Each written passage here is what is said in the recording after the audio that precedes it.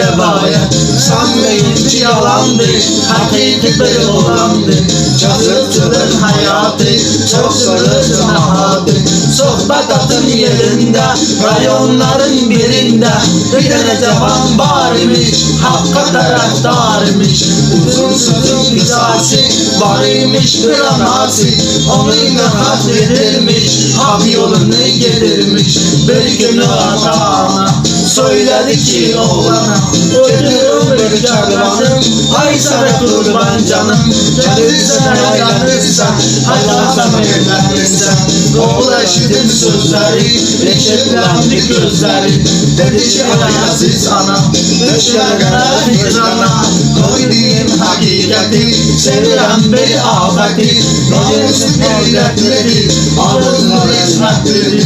Nazılıklı verersen, o kıza elçi gidersen. Ana dedi ki razıyam, bir işten de razıyam. Barınına göz değerdim, güzelme söz değerdim. O kız gele giderdi, elçiliğimi yeterdim. Ben dolu sevencimin, eterimi de çeşirim. İsmet'e var herkesin, göstermene adresin. O kızı sensin oğlum ben, soğukta rahat ol.